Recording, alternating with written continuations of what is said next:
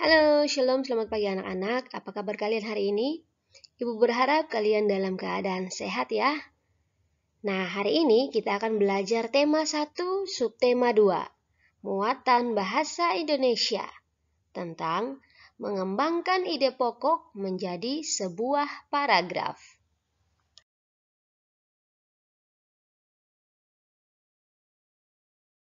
Tujuan pembelajaran kita pada hari ini adalah kalian dapat mengembangkan ide pokok menjadi sebuah paragraf.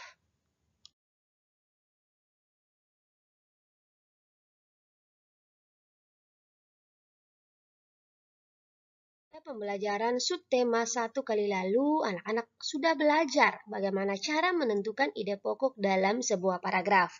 Nah, kita review yang sudah lalu ya. Ide pokok itu inti atau gagasan dalam sebuah paragraf. Ide pokok terletak di dalam kalimat utama. Ide pokok hanya ada satu dalam setiap paragraf. Ide pokok menjadi dasar pengembang paragraf. Ide pokok dijelaskan lebih rinci atau lebih mendetail oleh kalimat penjelas atau kalimat pengembang.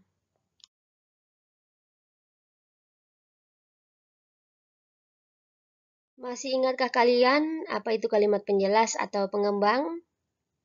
Ya, benar sekali. Kalimat penjelas atau pengembang adalah kalimat dalam paragraf yang memperinci atau menjelas ide pokok. Kalimat penjelas atau pengembang itu sendiri menjelaskan hal yang sama dengan ide pokok. Perhatikanlah contoh paragraf berikut ini. Sekalipun melelahkan, kegiatan mendaki gunung tetap menjadi favorit bagi kebanyakan orang yang menyukai tantangan. Selain membuat tubuh sehat, mendaki gunung juga mengajarkan kita untuk terampil dalam bekerja sama dengan tim. Semua orang yang ada dalam tim pendaki gunung harus saling peduli dan tolong-menolong satu sama lain. Mendaki gunung mengajarkan kita untuk mau berbagi beban dan meningkatkan kemampuan diri kita.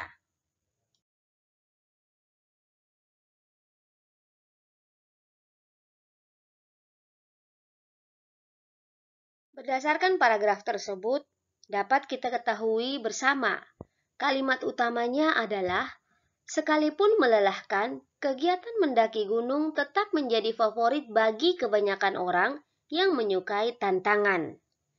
Dari kalimat utama itu dapat kita tentukan ide pokok, kegiatan mendaki gunung. Kalimat penjelas atau pengembang dalam paragraf tersebut adalah, pertama, selain membuat tubuh sehat, mendaki gunung juga mengajarkan kita untuk terampil dalam bekerja sama dengan tim. Kedua, semua orang yang ada dalam tim pendaki gunung harus saling peduli dan tolong-menolong satu sama lain. Yang ketiga, mendaki gunung mengajarkan kita untuk mau berbagi beban dan meningkatkan kemampuan diri kita. Nah, sekarang tibalah saatnya untuk kita sama-sama belajar cara atau langkah-langkah mengembangkan ide pokok menjadi sebuah paragraf.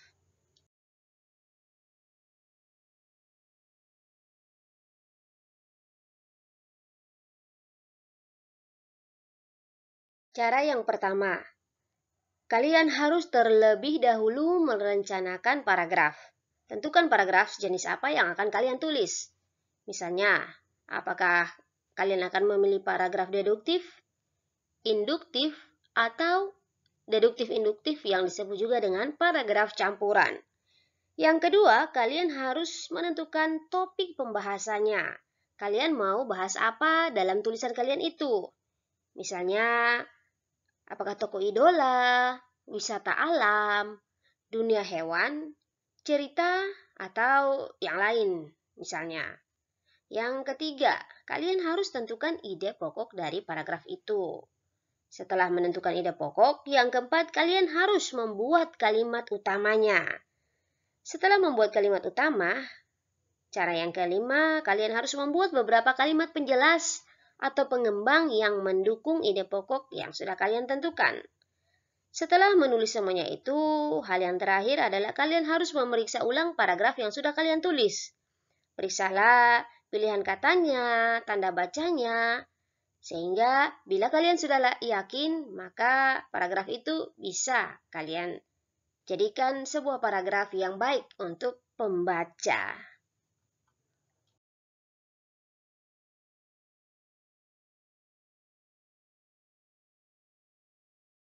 Perhatikanlah paragraf berikut ini. Topik yang ditentukan adalah gerak kupu-kupu. Ide pokok yang sudah ditentukan. Pertama, kupu-kupu hewan yang lucu. Kedua, kupu-kupu termasuk serangga. Ketiga, sayap kupu-kupu sebenarnya transparan. Keempat, kupu-kupu memiliki kemampuan terbang yang luar biasa. Dari ide pokok yang sudah ditentukan, kemudian ditentukanlah kalimat utama. Mari kita perhatikan. Pertama, kupu-kupu adalah hewan yang lucu. Kedua, kupu-kupu termasuk hewan serangga. Ketiga, tahukah kamu sayap kupu-kupu yang indah sebenarnya transparan? Dan yang keempat, kupu-kupu memiliki kemampuan terbang yang luar biasa. Dari ide pokok yang sudah ditentukan, yaitu bisa kalian perhatikan ada 4 ide pokok ya, maka akan dikembangkan menjadi 4 paragraf. Oke, perhatikanlah paragraf yang sudah dikembangkan yang ada di bagian kanan. Paragraf pertama, kupu-kupu adalah hewan yang lucu. Warnanya indah dan menarik. Banyak orang menyukainya. Dia terbang dan hingga pada bunga-bunga. Badannya kecil, namun memiliki sayap yang lebar. Sukakah kamu pada kupu-kupu? Paragraf yang kedua. Kupu-kupu termasuk hewan serangga. Kupu-kupu memiliki organ gerak yang sama seperti serangga-serangga lainnya. Salah satu organ gerak yang istimewa dari kupu-kupu dan serangga lainnya adalah sayap. Dengan sayap ini, maka menjadikan serangga sebagai satu-satunya hewan avertebrata yang bisa terbang. Paragraf 3. Tahukah kamu sayap kupu-kupu yang indah sebenarnya transparan? Lalu, kenapa terlihat warna-warni? Sayap kupu-kupu terlihat warna-warni karena perbedaan kecerahan pada setiap lapisan tipisnya. Dan mari kita perhatikan paragraf yang keempat. Kupu-kupu memiliki kemampuan terbang yang luar biasa. Kupu-kupu bisa terbang sejauh ribuan kilometer untuk mencari daerah yang hangat ketika musim dingin tiba. Kupu-kupu akan kembali lagi menempuh jarak ribuan kilometer ketika musim semi tiba.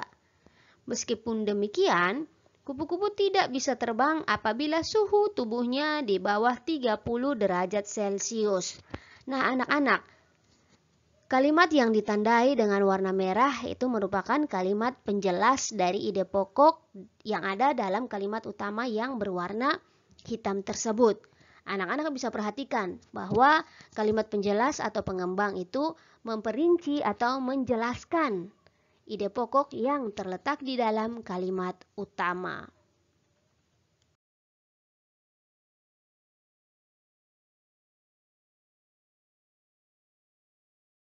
Anak-anak akan mengembangkan ide pokok yang sudah ditentukan menjadi paragraf.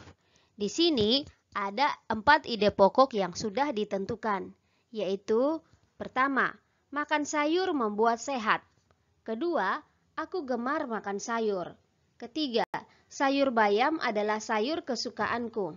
Keempat, sayur yang sehat adalah yang bebas dari pestisida. Nah, anak-anak, karena ada 4 ide pokok, maka ada 4 paragraf. Jangan lupa, pilihlah atau tulislah kalimat penjelas atau pengembang yang menjelaskan ide pokok yang sudah ditentukan ini. Anak-anak boleh memberikan judul yang bebas, asalkan sesuai dengan ide pokok yang sudah ditentukan. Oke, paham ya sampai di sini? Selamat mengerjakan tugas hari ini ya.